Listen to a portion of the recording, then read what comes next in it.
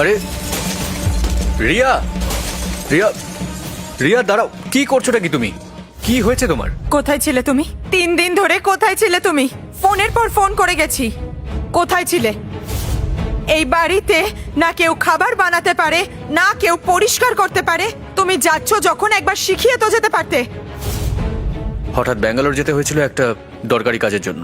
কিসের কাজ? আর এখানে কাজের কথা কোথা থেকে আসছে? সারা মাসের টাকা তো আমি তোমাকে দিই। কোথায় গেছিলে? তোমার জন্য আমি আমার কাজও ছেড়ে দিয়েছিলাম রিয়া, কিন্তু আর নয়। তোমার তো শুধু একজন চাকর চাই, স্বামী নয়।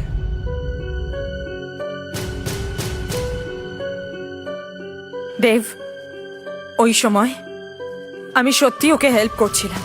হসপিটালে যখন আমি ওকে শার্ট পরাচ্ছিলাম, আমি ওকে হেল্প করছিলাম। আমি ওই ব্যাপারে কিছু বলতে চাই না। দেব, দেখো, সন্দেহর কোনো ট্রিটমেন্ট হয় না, বুঝলে? তাও আমি তোমায় বলছি, এই সব কিছু তুমি ভুল ভাবছো। আর দেখো, এখন তো ও চলেও গেছে, ওর বাড়ি রেডি হয়ে গেছে।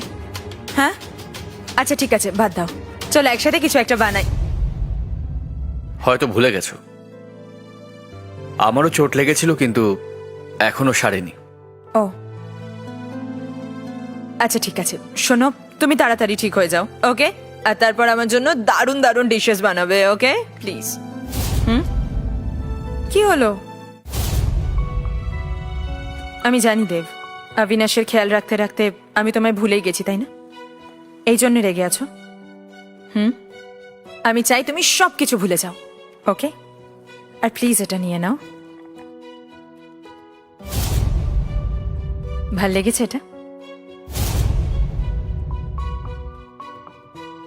আমাকে এই উপহার দিচ্ছ যাতে আমি তোমাকে ক্ষমা করে দিই? ক্ষমা? আরে কি বলছো এসব?